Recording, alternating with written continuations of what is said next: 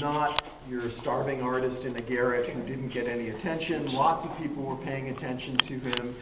He had the most influential art dealer in Paris, a man named Gersaint, Edmé Gersaint.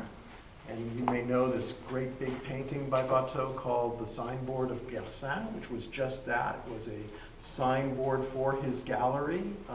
He supported Watteau, was interested in marketing his works, and when Watteau died, as you know, of tuberculosis, they said, this is not good. We've got all this work we've got to sell. And they engraved everything. They produced these massive compendia, the most important of which was called the Recueil Julien, which was because this collector named Julien wanted to make sure Watteau was not forgotten. He put this all together. And this is one of the plates from the Recueil Julien. Just a little perfectly Rococo ornamental scene with these garlands and little kids performing the roles of adults. Again, sort of boys and girls together, bathing in a fountain in a park, surrounded by these herms. But overall, the kind of decoration that you could imagine would be fitted into a dining room in a Paris hotel or something like that. Right? And so this ensured, I would say, that Watteau's memory goes on. Even though the artist isn't here, other artists could refer to this work.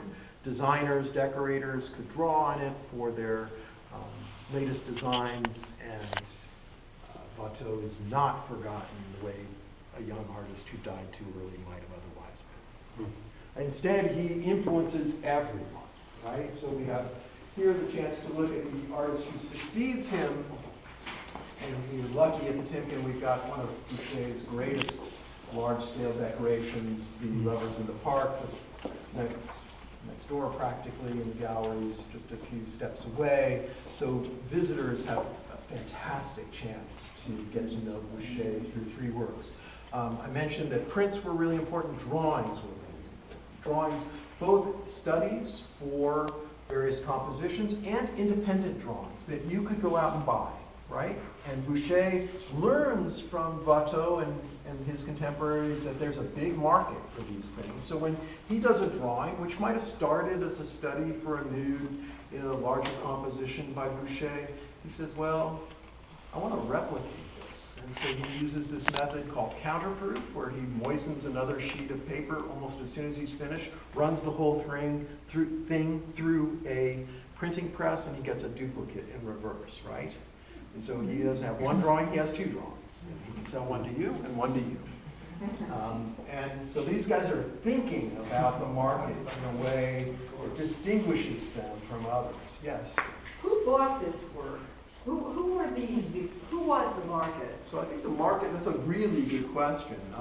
There's a market, really pan-European market for these works. And people like Boucher, who I'll say in a moment was really at the top of the art world of his time, could depend on collectors in Paris, but also collectors throughout Europe. They work, so there's a drawing for these two figures in St. Petersburg, Russia, right? So this work is just getting out there and being collected avidly by, I would say, mostly aristocratic folks, whereas people like me could buy a print. You'd need to have some resources to be able to buy the drawing, and certainly to buy the painting. You didn't have to be the king or the queen, but you had to have significant resources. So Boucher is interested in getting his work out there and having it seen. He's lucky.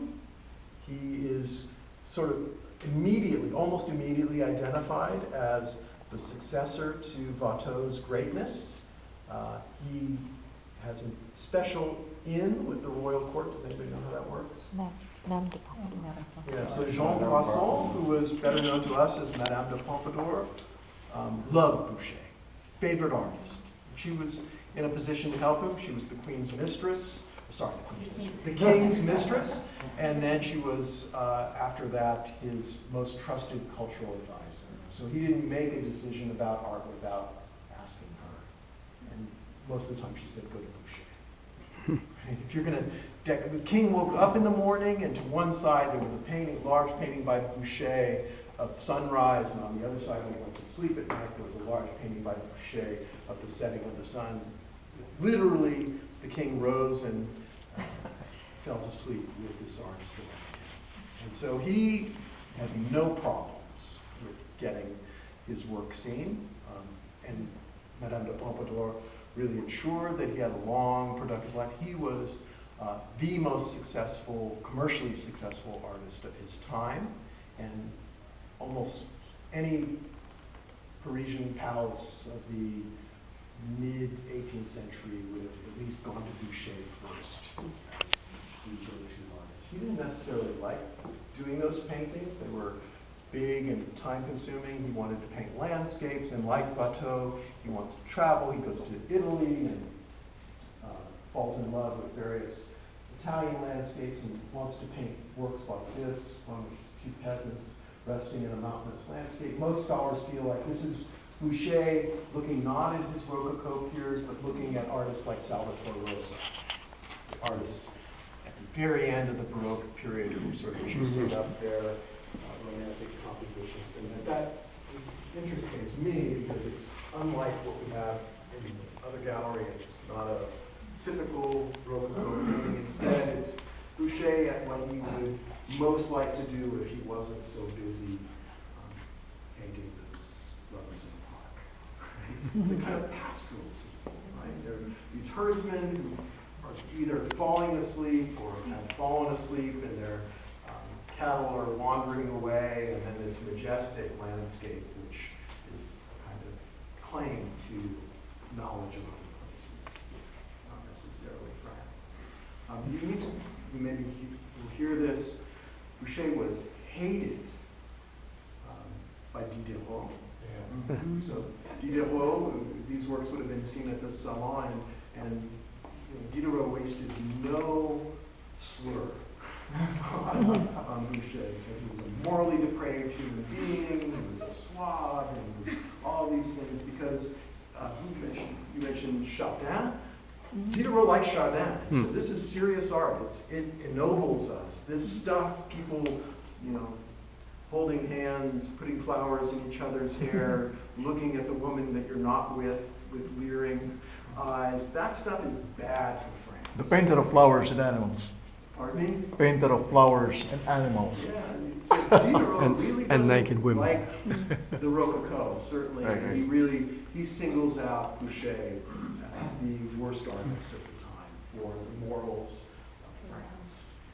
And you can kind of get a sense of where that's coming from when you look at these works. But let's keep going. Quick question.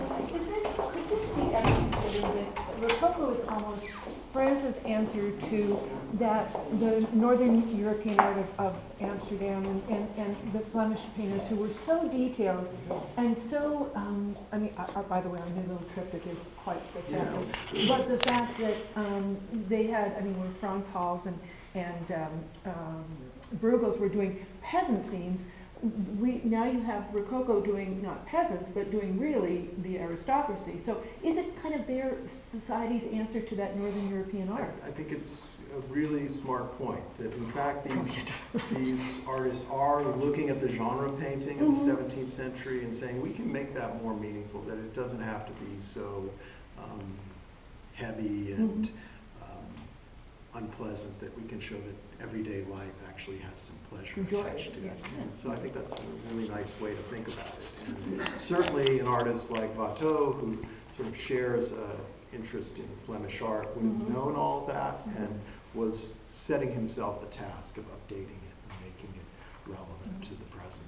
So, and that's a nice segue actually to looking at Fragment